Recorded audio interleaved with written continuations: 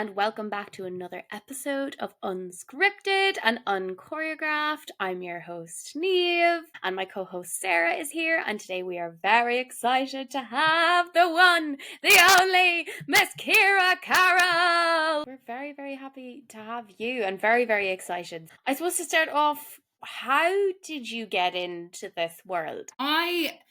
I'm a bit of a weird one because, to be honest, like every Irish family has a little bit of music in them or a bit of art. It's always the way. But my family were never like artists per se. I say that now. My granddad travelled with the circus, so maybe that's where I get it from. But I'm not too sure. But when I was a kid, it was sport, always sport. And I'm a big old woman. It was almost like the path was kind of chosen for me in school. It was always sport and stuff. Lucky enough, when you're in primary school, you always have your little plays and stuff as well. I always had like a little bit of practice, I suppose. But it wasn't until I got to secondary school that like the spark hit. So my dad actually passed away when I was about 8, but I remember when I was young, I was obsessed with fish. And I was like, I love fish. And he was like, I love fish too. And we'd watch David Attenborough all the time. So I was convinced I was going to be a marine biologist until secondary school. So that was the dream. I was like, fish, lovely. And then I did TY. I got cast as Tallulah and Bugsy Malone, and something changed.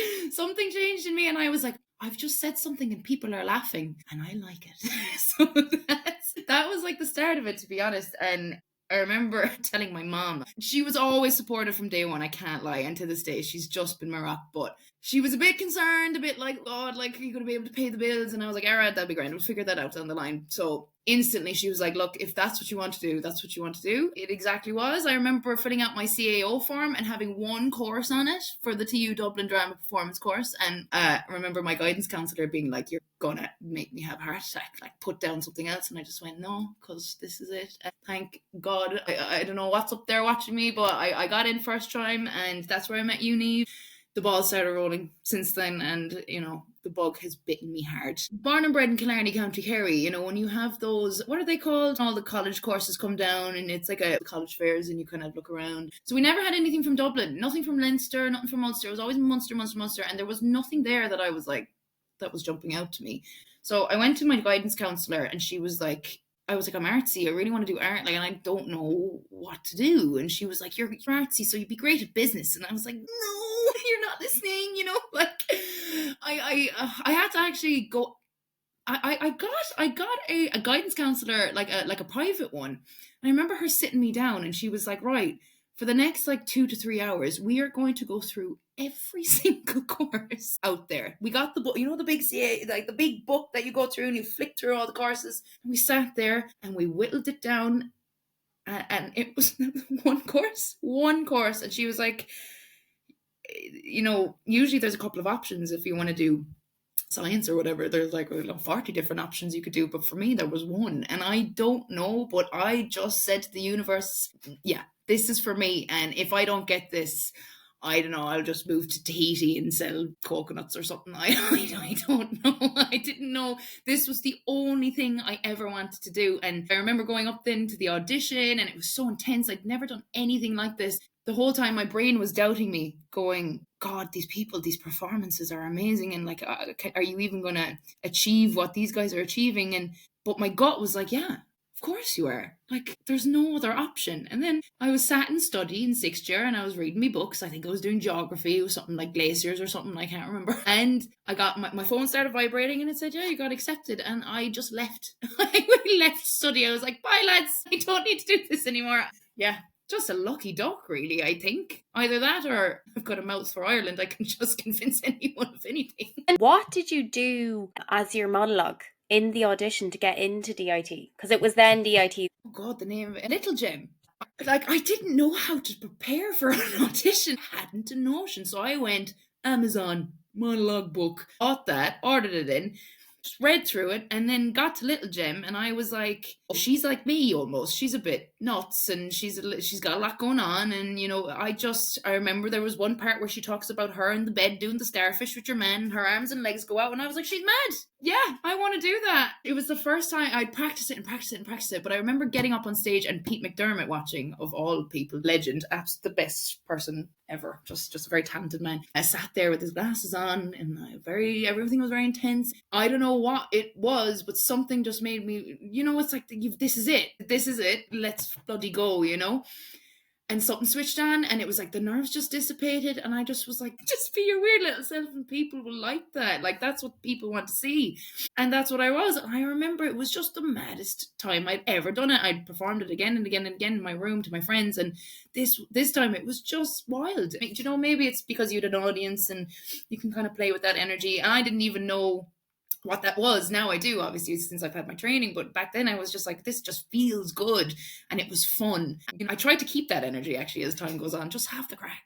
Well, I kind of slightly want to go back because you did Mugsy Malone and you have an incredible singing voice. I remember in college you wanted to do musical theatre. Has that come back up for you? Are you kind of past that now? Or music has always been there with me. Even if acting wasn't, music was always there. Like in primary school, I remember Mr. Looney, Edward Looney, if you're listening, Edward, bus craic, the tin whistles came out, the piano came out. It was the first time in school that someone had the ability to teach that. Ever since then, it was like a part of me, always singing in the shower, always, always, always. Musical theatre is a funny one because it's so much fun. Mugsy was one of the most amazing performances. And I was only, 16? And I remember it vividly. I remember every night getting up singing those songs, and it was amazing. But you also have to be a bit of a tank, don't you, to do musical theatre, which I don't know if I am. But maybe, I don't know, maybe in the future. Right now I'm like, it's a little bit scary, isn't it? You'd want to be some woman to be able to do it. Very much jack of all trades. With acting, it's like you can really kind of focus on one thing, like either one genre or one style, and you can really perfect it. But with musical theatre, it's like, well, lads, you're going to have to put it out the bag now, because you're going to have to hit every note, every dance move. It's just mental. So fair play if you do that. Look, you never know. I'll never say no to anything, because you can't deny what's coming towards you. That is very true. What's for you won't pass you. That's what I was aiming for, but other words came out of my mouth. But thanks, Neve. Yeah.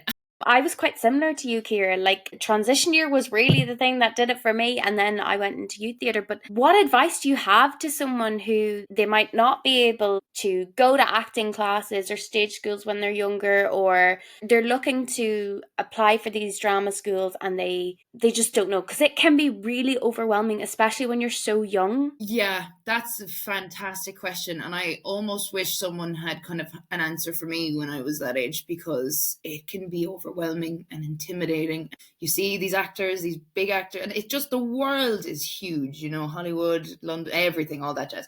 So for me, I can talk for myself. Follow your gut. I always knew that I loved movies, and I always knew I loved cartoons, and I always loved the things that I loved. So I found that immersing yourself in the things that you love will always help. Obviously, read as much as you can, learn off the internet, do all the basic stuff. But whoever you are, bring that to the table. Because the difference between me and Angelina Jolie, if I'm getting cast for a film, if they want Angelina Jolie, they'll go have Angelina Jolie. But if they want Ciara, they're going to get Ciara. Just be yourself and maybe do a bit of inner work on that. I'm getting a bit philosophical here. I wasn't expecting this at all, but it's kind of true. Once you can figure out how you tick, how you move, how you think, what you like, what you don't like, things get a little bit easier. I always knew that I loved comedy. I always knew that I loved cartoons, silly things that would make you laugh, So I knew that I was capable of making people laugh. I'm a bit mental, as I said. I just love laughter. I love making people laugh. I love laughing myself. I try to laugh at least 5 times a day because it's good for you, like me vegetables. But then again, if you're a kind of person and you love drama and you love serious things, read serious books, go to a serious place, think serious thoughts. That's my kind of tidbit on that. You are an amazing screen actor. That is kind of your main, maybe that's wrong to say, but I think you're right on that, Neve. Yeah, it's funny because up until the age of 18, I was never in front of a camera. Me phone, but nothing else, I liked making sketches and stuff. I remember having a Facebook page, and I had 1,000 people, and I thought I was class with me little sketches and stuff. Don't go looking for it because I've deleted it since. But I always loved seeing myself back and being like, God, you're mental, huh? Just that kind of looking at myself and being like, fair play. But yeah, so my experience up until the age of 18 was stage. Now looking back, I had pretty bad anxiety when it came to not necessarily talking in front of people, but talking in front of audiences. I would always feel physically, my hands would start going, I'd start sweating, and I'd be like, gee, Mac. So when it came to theatre, that was my demon. It was getting up and being able to just push through that anxiety. And eventually it got better. I always will love theatre. It was always my first love. But it comes to a point where I'm like, my heart hurts. I'm scared. It's very much, you're getting up on stage and you've got one chance and one chance only. And some people love that, the adrenaline rush. And it's wonderful to see. But for me, it was almost a little bit too much. Thank God now, as I said, it's a lot better. And I can kind of go up, no problem. But my love was always screen.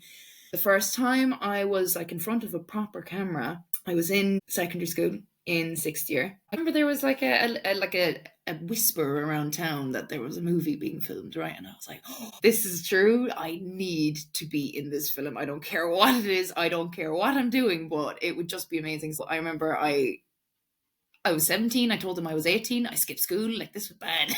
We were very bold, but it was this film called Tradition, directed by Damien O'Callaghan, and a good friend of mine since. But that's where I met Pascal Scott and Paul Ronan, Saoirse's dad, and Brendan Grace for the first time. It was just one of these experiences that I was only an extra. I'd no lines. I played Hurley Girl and I beat the crap out of a policeman, out of a guard. That was my little minute of fame, and I loved it. It was the first time I saw how a set worked, and I saw how people were just doing their jobs, and it was very relaxed. Obviously it was stressful because making films and making any art really can be stressful, but if there was a mistake you could take a second chance at it. You didn't have to make yourself sick over it. It was filmed in a courthouse. I was in the pews and I was sat watching, and I was just like, this is class. This is exactly what I want to do. And this was before I think I had gotten accepted to college. I think it was even before I was in sixth year, so I knew I wanted to do it. And also, listen, being able to work with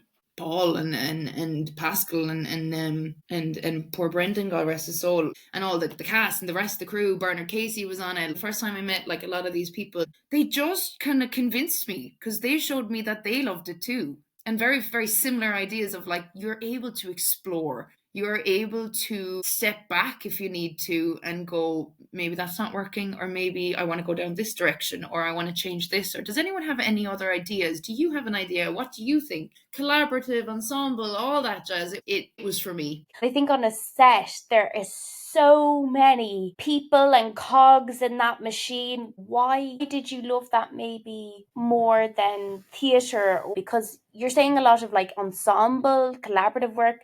That's what a lot of people get from theatre, but you got it from being on set, which is incredible.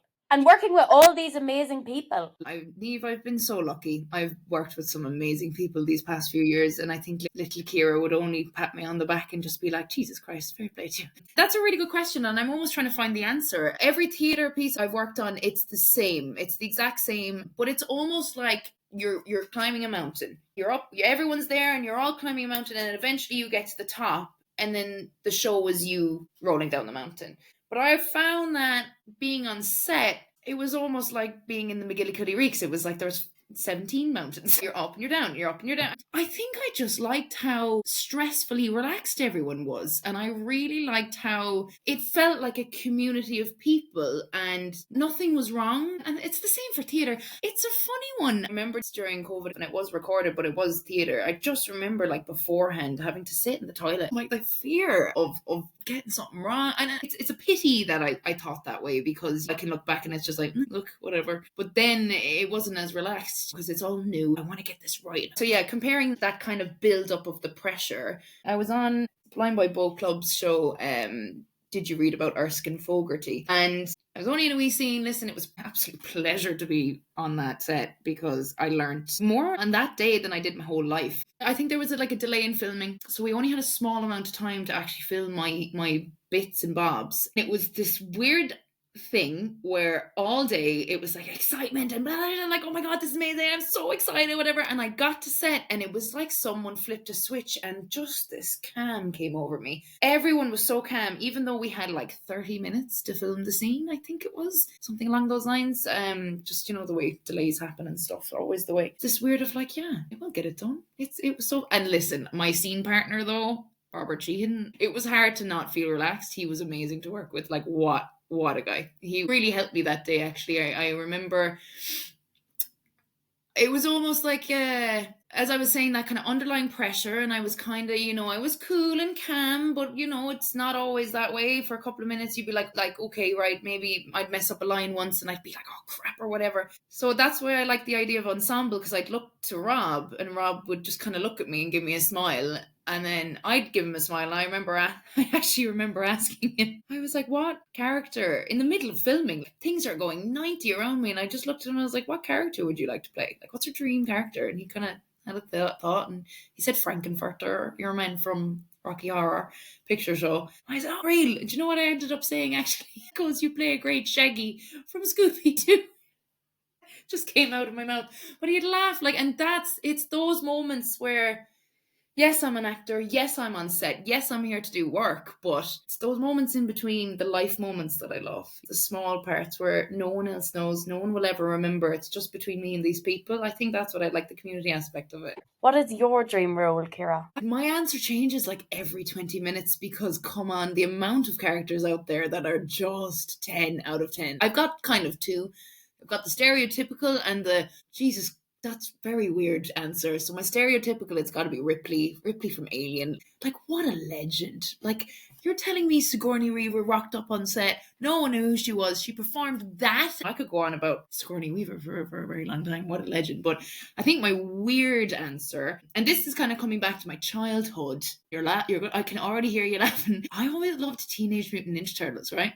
I thought these 4 characters were the most fascinating characters I'd ever seen. They just grabbed me by the throat, and I was like, yeah, I'm on the turtle train. I think April O'Neil, they're kind of she's not a sidekick. She's better than a sidekick. She's awesome. She's a reporter. She's a scientist. She's amazing. She wears a really cool yellow jumpsuit. Are you kidding me? I think I'd love to play her and really delve into the O'Neil side of it rather than the April side, the Irish kind of side of it.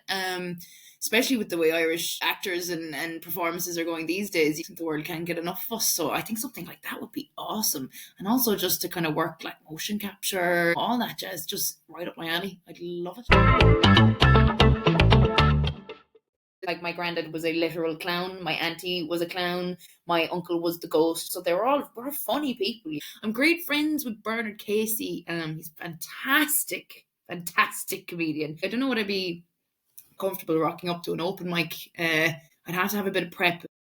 You do almost have to be born with a funny bone. But the thing is, we're lucky that we're from Ireland, because comedy is ingrained in our culture. And it comes from being 800 years, lads. 100 years. And it sounds absolutely awful, but it's true. When you're down and low for so long, you can only go up. Our country has been through the ringer. It really has. It's been squeezed, and it's been pulled, and it's been pushed, and it's been chopped, and it's been sewn back up together. I think even just through the generations, we've just gone, we're feckin' tired.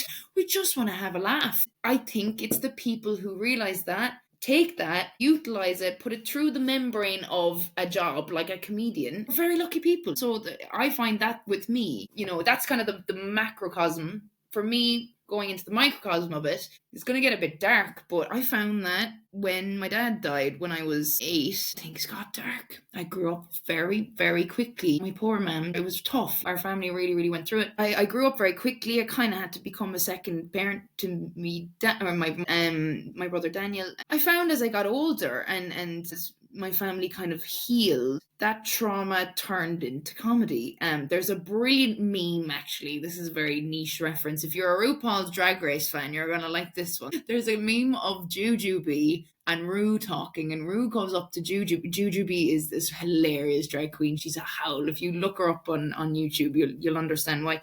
But Rue asks Jujubee, where does that comedy come from? She stops, she stares, and she looks directly at him and says, my dad dying. It sounds horrible, and you're probably like, oh my God, is she laughing at that, really? But it's true. Going back to the mountains, I'm from Kerry, everything's all mountains with me. You're at the bottom of the mountain, you can only go up. You can only go up. And I found subconsciously that's what was happening. And only now sat here with you, I'm finding the ability to articulate it, which is actually really nice for me too. Well, a lot of Irish comedy, it's very dark. Ciara, we talked about this recently. Blindboy. So philosophical, so funny, but so dark. Banshees of Inisherin, so dark. I wanted to ask you, because you are amazing, and you won't admit it, but you are really good at actual drawing, like doodling. Do you want to talk about that, and maybe the love of cartoons, the love of animation? Neve, you've no idea. Like 7-year-old, 6-year-old Ciara is screaming right now. Like, this is the dream. Yeah, I suppose I can.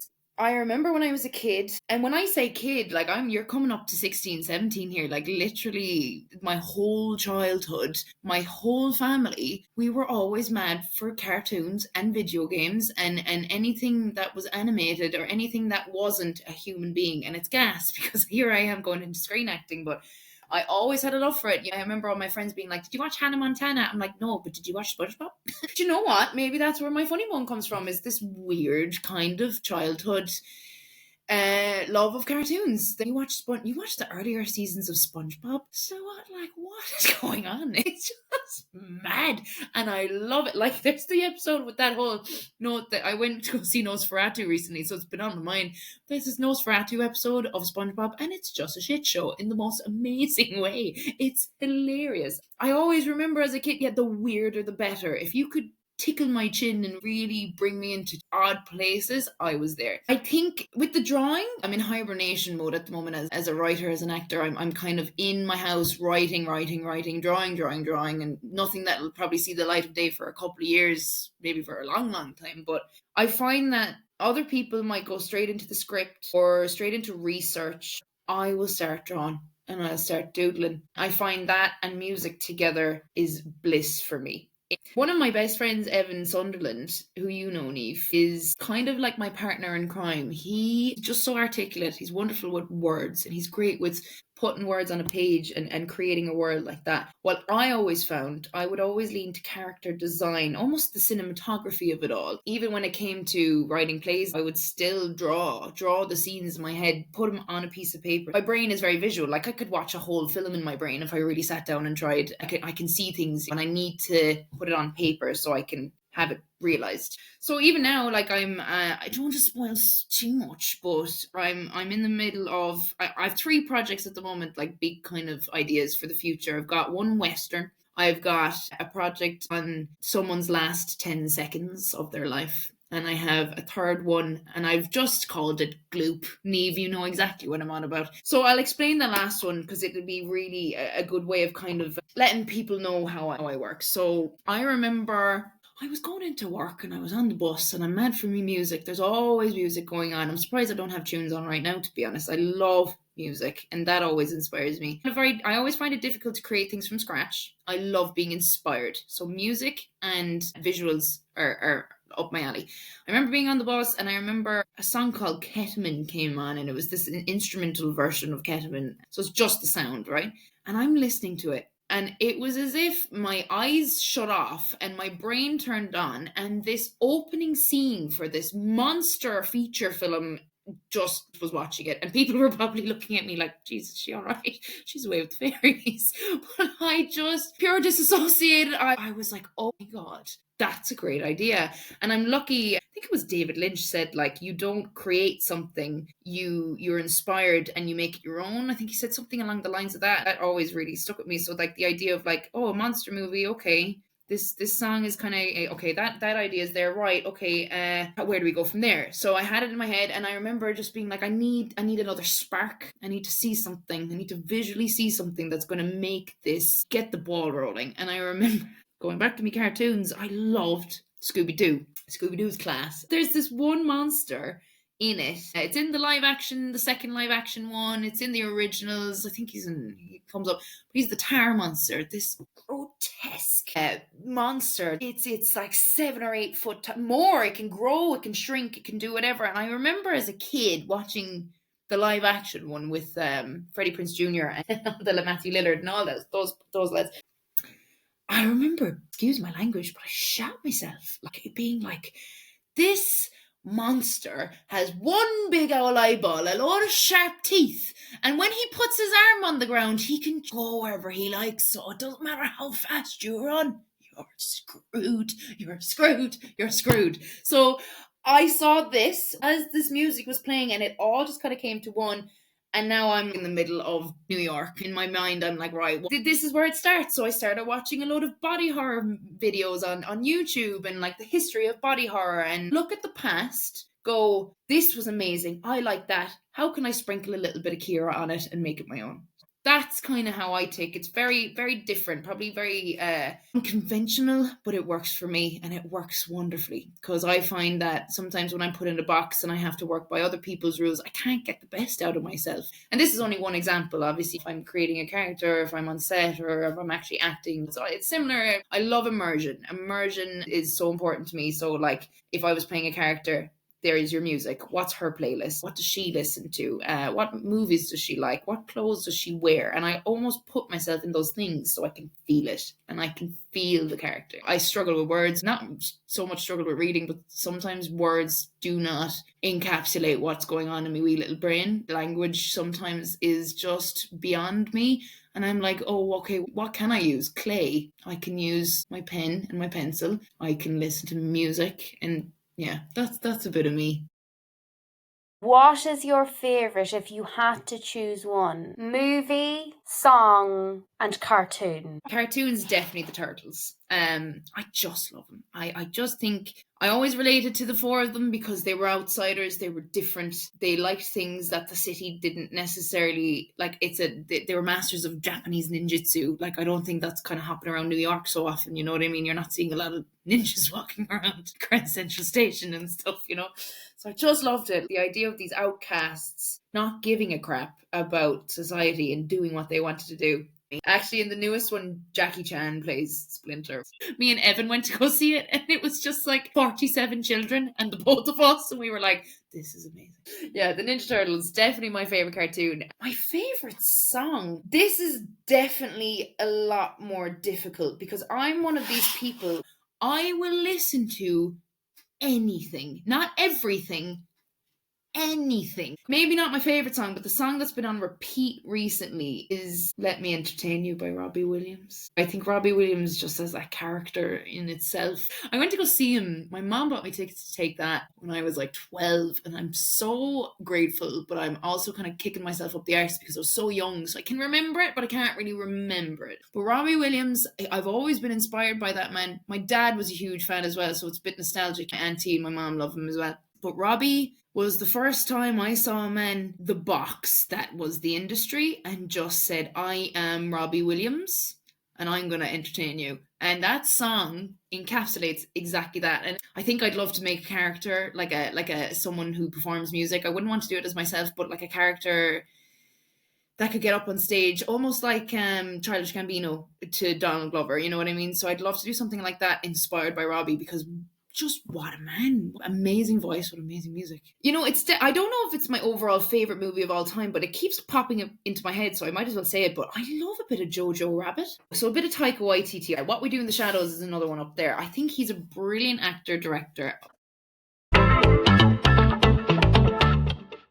Our final question, if there is something that the government could do, if there's any funding or projects, bursaries, mentorship available that could be implemented here. What I'm finding the problem is that no one knows about it. No one knows about the grants. I'm from County Kerry, right? There's money sat there waiting for you to make art, but you don't see an ad on the telly, you don't see a sign on the wall, it's just unknown. Let the people know, let the artists know what is available to them. Just let us know, tell us what is there. And that's not just for funding, it could be for anything, but funding, if you're looking for that, it would be great if the people knew, because I didn't. Now I do, thank God, but there could be younger people, there could be kids out there, it could be young adults going, I want to put a play on and I haven't a notion, I don't have the money. Like the last play I did, I hadn't a clue. We took it out of our pockets, we fundraised, we did it like the old fashioned way.